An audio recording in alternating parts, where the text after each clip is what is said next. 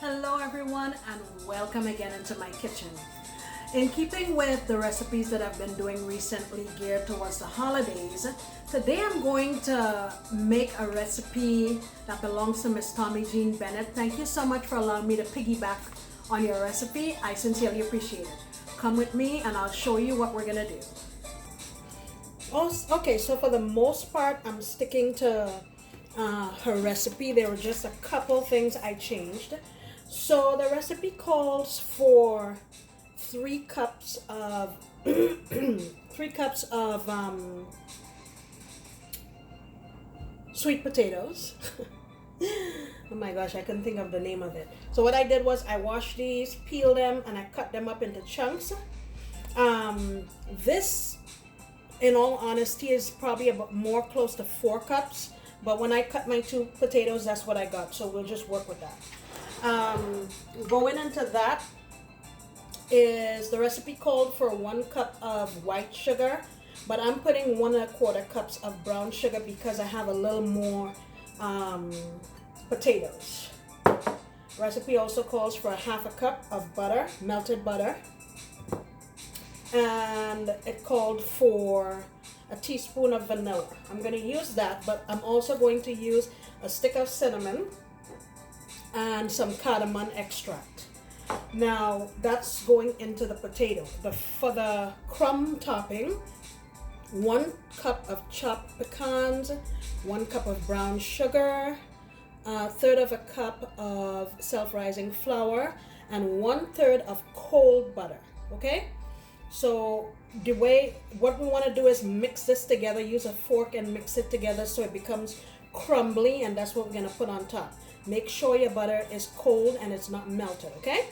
All right, let me bring you over to the stove and we'll start getting this process going.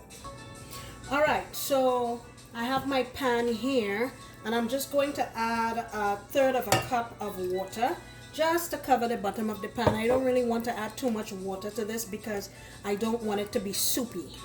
So I'm just gonna put that in there. Put my potatoes, and I'm gonna add my brown sugar, and then I'm going to cover this and allow it to steam until my potatoes are soft, and then we'll move on. All right, so my potatoes have cooked down nicely. They're soft, and all of the 3/4 cup of liquid that I put in there, it's already melted down. So I just added my butter, and I'm gonna just take this out of this pot and put it in a bowl so I can use my masher and mash it. I mean, I don't want to scratch up my pot, or else I would do it in here, but my masher is metal and I don't want to scratch the pan, so I'm just gonna put it in a bowl, okay? All right, so I'm using my masher and giving this a good mash.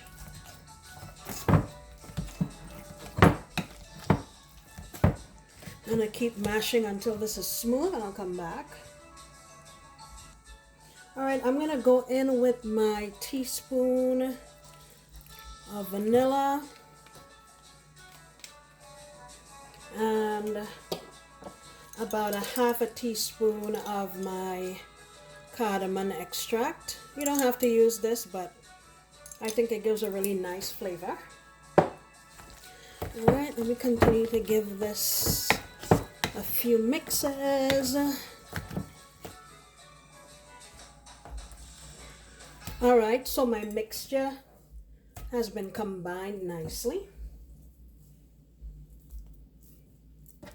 And the original recipe called for 2 eggs, and I can only imagine that it was meant to be a binding agent.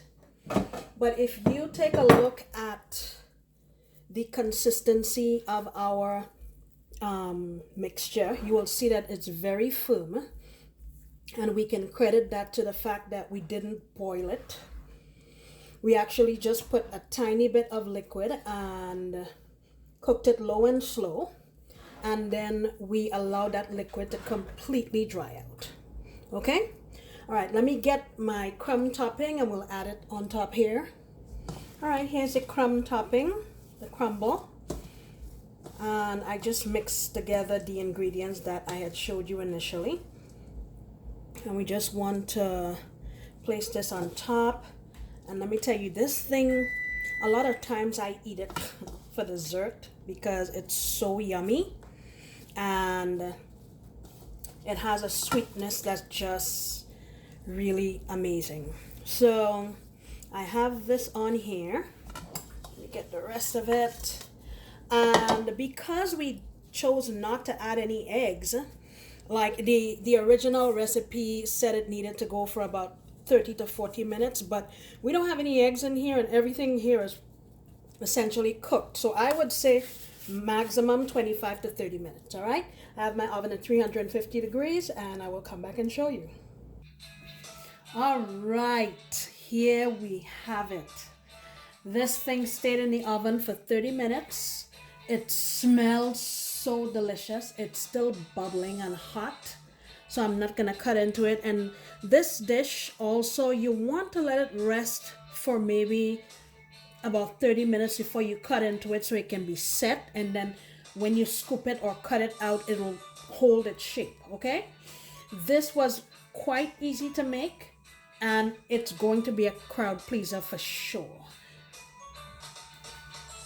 Thanks again for taking the time to come into my kitchen and see what I'm doing. I hope you try this recipe for the holiday season because I know your family is going to love it.